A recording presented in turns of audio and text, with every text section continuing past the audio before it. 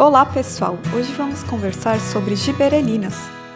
Em 1926, o cientista japonês Eiki Kurosawa estudava uma doença do arroz, em que as plantas afetadas tornavam-se anormalmente altas e descoloridas, com folhas finas, raízes atrofiadas, sem a produção de sementes, com tendência a tombar.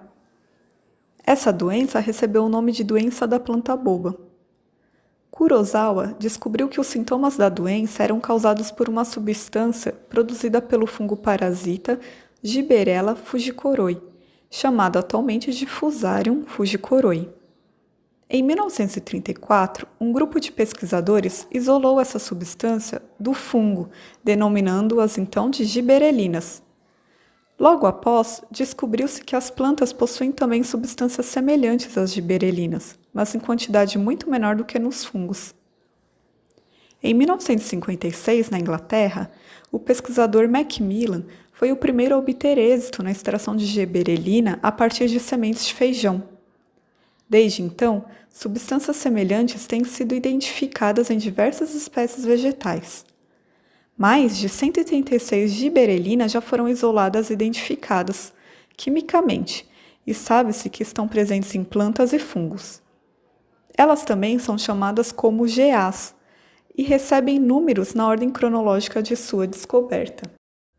Elas variam levemente em sua estrutura e pertencem ao grupo dos ácidos diterpênicos tetracíclicos, constituídos de 4 unidades de isoprenoides, contendo de 19 a 20 carbonos. O grupo mais bem estudado é a GA3, conhecida também como ácido gibberélico, que é produzida pelo fungo fujikoroi. Elas são presentes em diversas concentrações e são produzidas no local ou próximas do local da ação, onde ocorre o crescimento das plantas. Intermediários da síntese de GA são transportados do meristema apical do caule para as folhas e convertidas em GA ativas. As gibberelinas têm efeitos no alongamento e crescimento dos caules e folhas, através da estimulação da divisão e alongamento celular. Como exemplo, temos o repolho, uma planta de dias longos, ou seja, é uma planta que requer menos horas de escuridão por cada período de 24 horas para que seja induzida a sua floração. Ele permanece com pequeno porte em forma de roseta sob condições de dias curtos, mas pode ser induzido o crescimento do caule e a floração por aplicações de GA3. Algumas variedades de plantas são anãs, por não produzirem uma gibberelina responsável pelo crescimento do caule. Por exemplo, uma linhagem de ervilha anã, a mesma utilizada pelo geneticista Gregor Mendel em seus experimentos clássicos sobre hereditariedade, não possui GA1, apesar de possuir outras gibberelinas. Nessas plantas, o gene responsável pela formação da gibberelina GA1 está alterado, produzindo uma forma inativa da enzima que catalisaria a formação desse hormônio. Plantas de ervilha com o gene da gibberelina GA1 alterado crescerão normalmente, se durante o desenvolvimento for aplicada sobre elas a quantidade adequada desse tipo de gibberelina. As gibberelinas também exercem papel importante na germinação das sementes.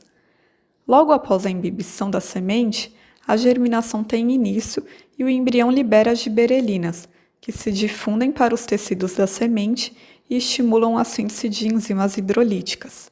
Estas degradam moléculas orgânicas armazenadas no endosperma e nos cotilédones. Os produtos dessa degradação, principalmente açúcares e aminoácidos, são absorvidos pelas células do embrião e utilizadas como matéria-prima para o seu crescimento.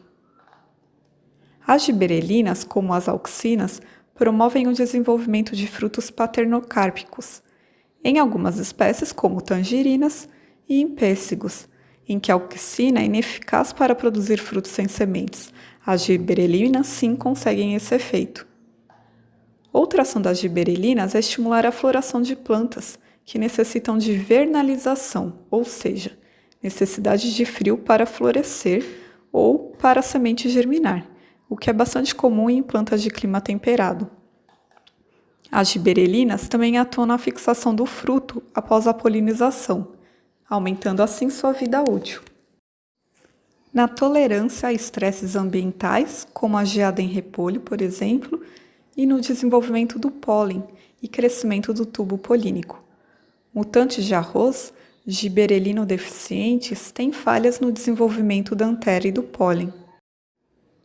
O ácido giberélico pode ser obtido comercialmente para uso na horticultura e na agronomia.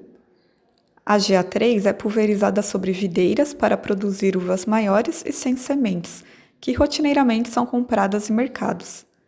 Cachos não tratados normalmente permanecem pequenos devido ao aborto natural de sementes. O cacho da esquerda é não tratado. Durante o desenvolvimento dos frutos, o cacho da direita foi pulverizado com GA3, produzindo assim frutos maiores. Respostas impressionantes foram obtidas quanto ao alongamento do caule de plantas anãs ou em rosetas. Como exemplo, temos o milho anão, Zé mais.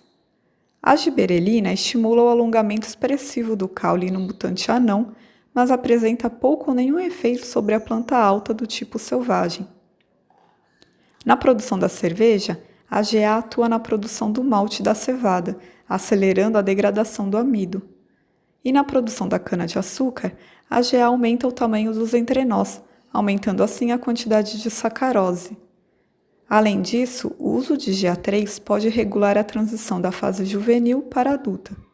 Em coníferas, a fase juvenil, que dura até os 20 anos, pode ser encurtada, entrando precocemente na fase reprodutiva.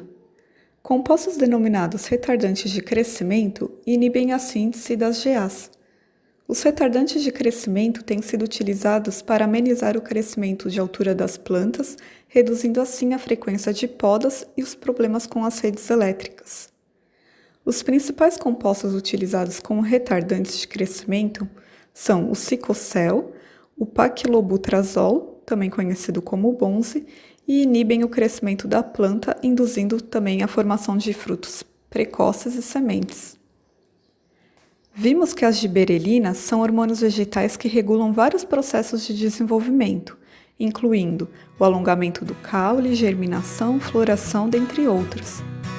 Elas têm importância no uso comercial em diversas culturas de vegetais, aumentando assim a produção de alimentos. Até mais!